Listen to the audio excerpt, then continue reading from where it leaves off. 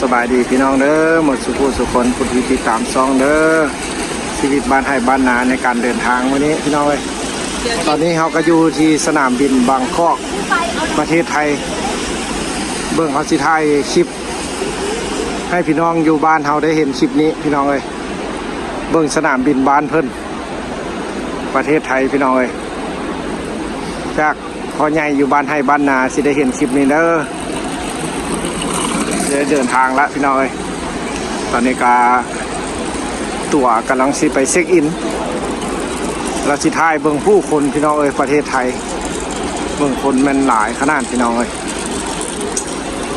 สายการบินตัวสมควรใหญ่โตมโหฬารตัวคนทั้งประเทศทั้งทั่วโลกโฮมกันอยู่นี่พี่น้องเอ้ยคนอังกฤษอินเดียญี่ปุ่น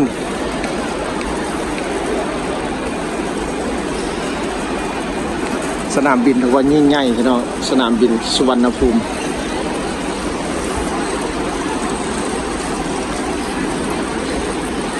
สิเบิงสิพาเบิงตั๋วออกไปอิลากุตถึงตอนจักโมงมอสโก12:35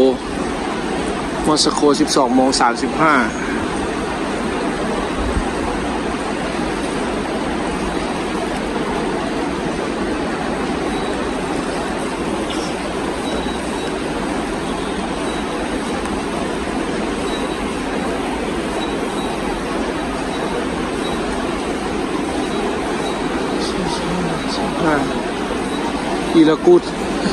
1 โมงเปลี่ยนเลยได้เที่ยวบินพี่น้อง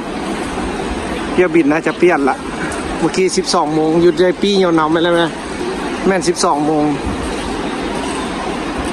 12:15 นาทีน่าจะเลื่อนไปหา1 โมง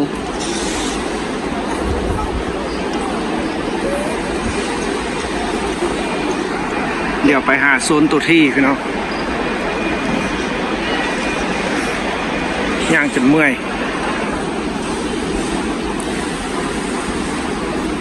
นี่แม่นสนามบินประเทศไทยเด้อพี่น้องเลยแต่จะน้อยไปฮอดประเทศรัสเซียได้สิถ่ายเมื่อ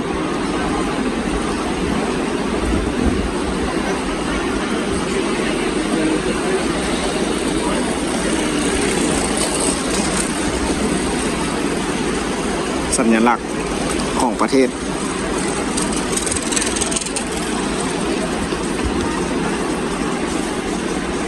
คนละมันมีทุกประเทศพี่น้องเอ้ยสมนักท่องเที่ยวเข้ามาเที่ยวกันละ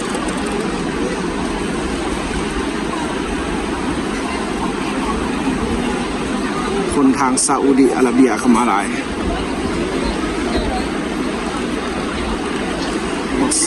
ศาสนาอิสลาม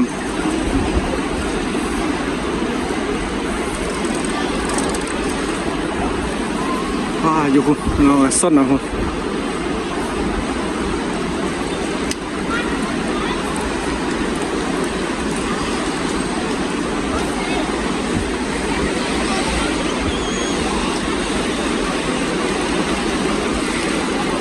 เพราะว่าอยู่ไทยนี่มันบินทุกประเทศเลยนะ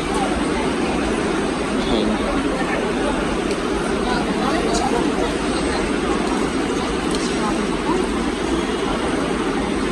เบิ่งสายการบินเบิ่งเขาสิออกจากโมงเขาเจ้าเลื่อนพี่น้องเลยมีการเลื่อน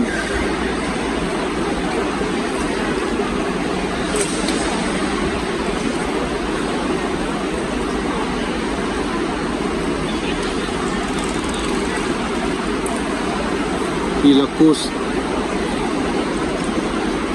เชียงใหม่รัสเซีย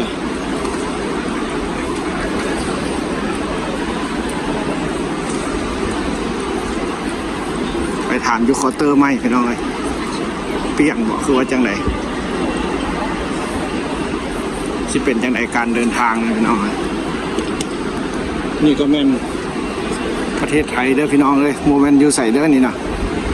ใหญ่โตขนาดสะอ่อนแต่คนมีทุกประเทศที่มา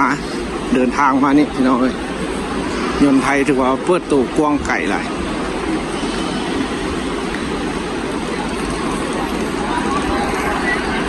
ได้นานาชาติเลยสนามบินนะ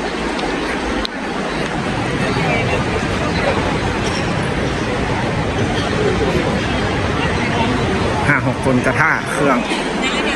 เปิดเครื่อง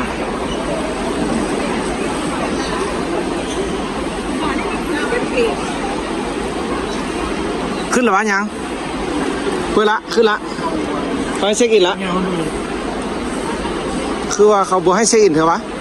จักโมงเช็คอินนี่มือหนึ่งตัวเคาน์เตอร์มือหนึ่งหมดเขียนชลาซาเด็กเช็คอินใช่เด็กอีละกูจักโมงเฮดเจ็ดทันทีเฮดเจ็ดที่นี่นะที่นะเช็คอินนะS7630 นี่ไม่ได้เปิดเช็คอินแล้วตอนนี้นะก็ไปตัวเด็กเคาน์เตอร์เปิด12จนมันเปลี่ยนเป็นได้แหละลาซา12:10เขาก็ไปหาเขารถไปหาเคาน์เตอร์เลยแต่มันโมทันเขียนอันนี้ขึ้นมาในข้างเคาน์เตอร์เป็นโมทันเขียนเคาน์เตอร์ให้สอบถามเดี๋ยวจะเปิด12:10พี่น้องเลยดิวันนี้ลาซาลาซาวันนี้ลาซาเป็น1:05เป็นอย่างไรมองมันเข้าบัดมีสั่งกับเบาสร้างอย่างนั้นก็ไปสร้างอย่างนั้นก็ได้นี่เฮ้ยปั๊บยี่ไปสั่งคนไปนี่ลาซาเอาถ้าเบิ้งมันชิเป็นยังไงนั่งพักผ่อนก่อน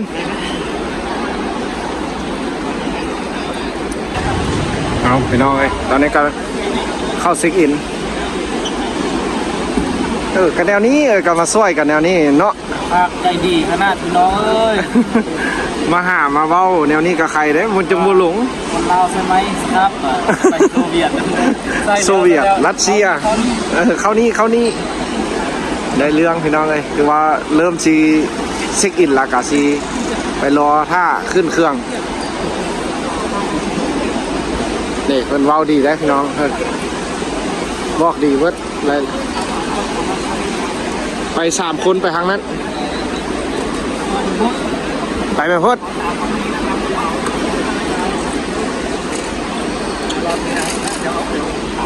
โทษนะครับ3 คน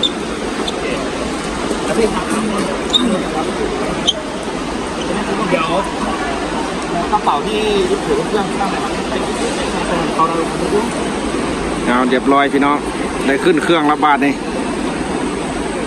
แม่นความแท้มาเมืองไทยสบายใจโลดได้ตั๋วแล้วพี่น้องเพิ่นกระซวยอีกเด้เพิ่นกระซวยหลายถามเฮาหลายอย่างพี่น้องเลยไปเรียนหรือไปอะไรไปทำอะไรถือว่าบินไปรัสเซียถือว่าวันนี้3 เที่ยวบินพี่น้องเลยแล้วเพิ่นก็มีโปรโมชั่นให้กระเป๋าเป้เขานะเอาโลดขึ้นเครื่องก็ได้มื้อนี้จอยมึงลือไปใส่ได้ละที่หันมึงก็เอาขึ้นเครื่องน้ำกระเป๋านะก็ขึ้นเครื่องแล้วสิเป้เนี่ยเอาพี่น้องเดี๋ยวเจอกันอยู่รัสเซียพี่น้องเอ้ยเป็นจะไหนสิซุกมาแล้วมาไทยนะคักวะอยู่รวมกันเพิ่นช่วยเนาะคันบ่ช่วยก็เอาอีกแล้วเนาะนี่ตอนทำอยู่เพิ่นช่วยเหลือเฮาซั่นมุมๆเท่าๆนี่แหละพี่น้องก็น่าดึงแขนไปก็งงไปเข้าไปในแล้วบ่ไปพี่น้องเข้าไปในป่ะเอาอันนั้นเด้โอ้โหโลดขึ้นเครื่องหมดละบอลสบายย่างเลยที่ว่ามันมาไปเลยเนี่ยก็มีโน่นมันจะมีได้ออกมาจากเครื่องเป็นอย่างไร